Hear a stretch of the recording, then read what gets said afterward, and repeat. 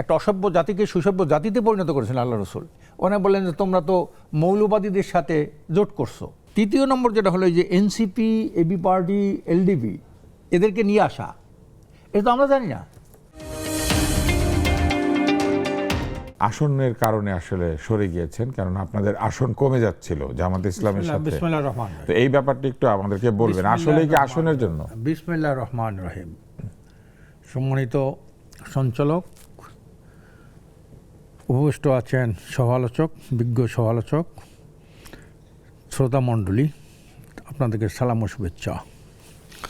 আমরা কেন থাকতে পারলাম না এটা কিন্তু আমরা স্পষ্ট করেছি, কয়েকবার স্পষ্ট করেছি।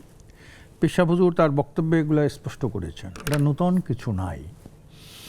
আমরা দেশে একটা গণঅভ্যুত্থান হওয়ার পরে চাইছিলাম যে 54 বছরের যে বস্তা বসা রাজনীতি, দূষিত, বিষাক্ত, কলুষিত, নোংরা রাজনীতির একটা আমূল পরিবর্তন চেয়েছিলাম। এই জন্য সেখানে 3টা মৌলিক দাবি ছিল। একটা হলো সংস্কার, বিচার এবং সুষ্ঠু নির্বাচন। এইটার লক্ষ্যেই তো সেটা। তো এই নিয়ে আমরা চিন্তা করলাম সংস্কারটা কেমনে হবে। 54 বছরের যে আইনে, যে বিধানে, যে সংবিধানে দেশটা একটা কলঙ্কিত রাষ্ট্রে পরিণত হয়েছে, একটা প্রতারণামূলক রাষ্ট্রে পরিণত হয়েছে, একটা ব্যর্থ রাজনীতি পরিণত হয়েছে। কাজে এইখান থেকে পরিবর্তনের জন্য দরকার ছিল ইসলামী আদর্শ বাস্তবায়ন করা। আপনি যদি 54 বছরে দেখেন যারা যে সময় ক্ষমতায় ছিল, সেটা তো আপনারা চেয়েছেন, সেই জন্য আপনারা জোট করেছেন। হ্যাঁ, জোট করেছে এটাকে আরো শক্তিশালী করার জন্য। হ্যাঁ, তো আপনারা তো প্রথমে 6 দল করেছিলেন। 6 দল, তারপর আর 2টা দল। সেখানে কি জামাত ইসলাম ছিল? প্রথম 5 দল, 5 দলের পরে জামাত ইসলাম ইনক্লুড হয় 6 দল হিসাবে। তো প্রথমে 5 দল আপনারা করেছিলেন? আমরা করেছিলাম। তো জামাত ইসলাম কিভাবে আসলো, নাকি আপনারা জামাত ইসলামের সাথে গেলেন? না, সে না, আমরা যেহেতু 5টা করেছি, এখানে বাড়ানোর জন্য আমরা চেষ্টা করেছি যে জামাত এখানে আসলো, তারা যদি এই নীতি আদর্শের সাথে একমত হয়, যেমন বিচার, সংস্কার এবং ওই যে কি বলে নির্বাচন, সুষ্ঠু নির্বাচন, এই লক্ষ্যে তারা ওয়াদা করেছেন।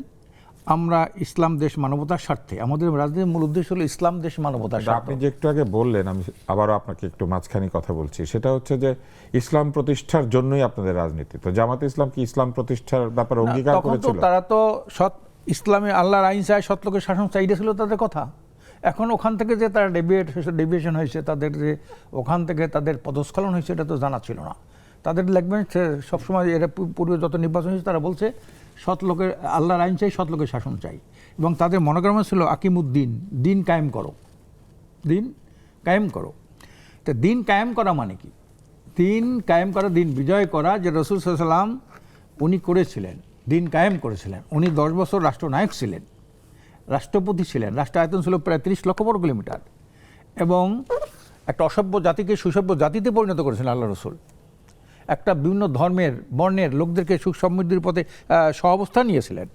আমরা চিন্তা করলাম যে এই আদর্শ ছাড়া, এই তথাকথিত বস্তা বসা রাজনীতির যে আদর্শ, এটা তো দেশের কোনো পরিবর্তন আসে নাই, 54 বছরের মধ্যে আসে নাই।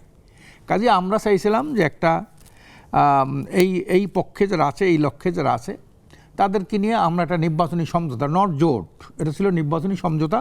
সেই সমঝোতা হলো যার যেখানে ভালো প্রার্থী আছে, আমরা চিন্তা ভাবনা করে তাকে আমরা সেখানে প্রার্থী দেব এবং সকল দল মিলে তাকে আমরা নির্বাচিত করব। এই ছিল আমাদের চিন্তাধারা। সেখান থেকে জামাতও আসে। জামাতের সাথে আসার পরে আমরা অনেকগুলা কর্মসূচি একত্রে পালন করেছি, দেখেছেন আপনি বোধহয়, সমস্ত বিভাগীয় মহাসমাবেশগুলো আমরা দেখেছিলাম। তাহলে এখানে কথার খেলাপ করলো কে? না, কথার খেলাপ তো 1 নম্বরে যেটা হলো, তারা তো জোট, এটা 1 নম্বর খেলাপ হলো, এটা জোট না, এটা ছিল একটা নির্বাচনী সমঝোতার প্ল্যাটফর্ম এইটা। কিন্তু এই যে নির্বাচনী জোটের নামে ওনারা কি বলেন, যে আমেরিকায় যাওয়ার পর, আমেরিকা দূতাবাসে যাওয়ার পরে ওনারা বললেন যে তোমরা তো মৌলবাদীদের সাথে জোট করছো।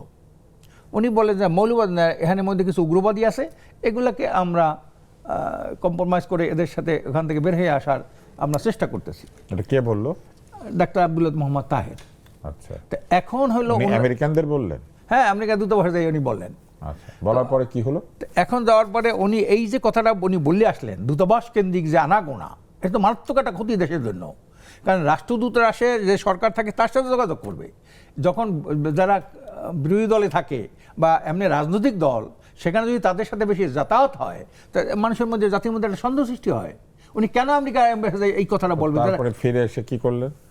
না, ফিরে আসার পরে যখন উনি বললেন যে আগে আমরা ছিলাম ইসলামী জোট, এখন হয়েছে জাতীয় জোট, আমরা যখন হয়ে আসলাম জাতীয় জোট, এই কথাটা বলার এখতিয়ার তো ওনার নাই, উনি এটা বলতে পারেন। মানে এটা একটা কথার, হ্যাঁ, এটা তো মারাত্মক কথা একটা। উনি কিন্তু আমাদের নির্বাচনী সমঝোতা নিয়ে যে আলাপ আলোচনা হয়েছে, বিভিন্ন বৈঠক হয়েছে, তার সাথে চরম সাংঘর্ষিক এই কথাটা। আপনাদের কোনো লিখিত পরিত হয় নাই? মানে কেন আপনারা ঐক্য করছেন বা কি শর্তের ভিত্তিতে? সেটা হলো যে আমরা নির্বাচনী সমঝোতা করছি কিছু মৌলিক পয়েন্ট নিয়ে, এগুলো তো সবাই ইসলামী দল, এদের সাথে আর লিখিত পরিত দরকার। তার মানে আপনারা ধরে নিয়েছেন যে কথা দিলে কথা রাখে। কিন্তু উনি এই কথাটা বলেছেন।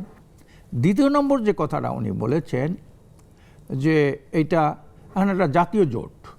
তৃতীয় নম্বর যেটা হলো যে এনসিপি, এবি পার্টি, এলডিপি এদেরকে নিয়ে আসা, এটা তো আমরা জানি না। আমার সে বলছে এই দলগুলো আসতে চায়, আমরা আসতে চাই। আপনাদের সাথে অন্য যারা ছিল তারাও জানতো না? না, এইভাবে হয়তো ভাইসারি ভাই বলছে যে এই লোকগুলো আসতে চায়, দল আসতে চায়। তো এই যে আসতে চায়, এইভাবে একটা মৌখিক একটা কথা বলে দিয়েছেন, তারা তো আমাদের সাথেও যোগাযোগ করছে। এই যে এলডিপি, তারপরে বলেন আপনার এই যে এনসিপি, এবি পার্টি আমাদের সাথে যোগাযোগ করছে তো। কিন্তু আমরা মনে করছি যে এগুলা 8 দল যারা আমরা আছি সবার সাথে আলাপ আলোচনা করে এই সিদ্ধান্ত নেওয়া হবে। কিন্তু ওরা এককভাবে নিয়ে নিলেন, নেওয়ার পরে কী করলেন, আবার নিজেরাই আসন আলাদাভাবে বন্টন করে দিলেন, এটা আমাদের আলোচনা ছাড়াই। দেখা গেল যে আমার আসনে একজন দিয়ে দিল এনসিপি, ওনার আসনে আরেকজন দিয়ে দিল এলডিপি, বোঝেন নাই? এভাবে কিন্তু তারা এই এককভাবে কথা দিয়ে আসছিল যে সমঝোতা ভিত্তিক আলোচনার ভিত্তিতে আমরা করবো, এই কাজটা ওনারা করেছেন। এইটা আমাদেরকে খুবই ব্যথা দিয়েছেন, আমরা খুব দুঃখিত হয়েছি, লজ্জিত হয়েছি। এর সাথে সাথে উনি আরেকটা যেটা বললেন যে জামাতের আমির সাহেব যে একটা বক্তব্য বললেন, একজন খ্রিস্টান প্রতিনিধি দলের একজন মহিলা প্রতিনিধির সাথে উনি কথা বলেন যে আপনারা ক্ষমতা গেলে কি শরিয়া আইন কায়েম করবেন। উনি বলছেন না, প্রচলিত আইনে আমরা রাষ্ট্র চালাবো। তা প্রচলিত আইনে তো 54 বছর চলছে রাষ্ট্রটা, তো এই সংস্কারটা আসলো কোত্থেকে? আর প্রচলিত আইনে যদি করেন তা আমার জোটমোট তো দরকার নাই, আপনারটা আপনি করেন, আমারটা আমি করি।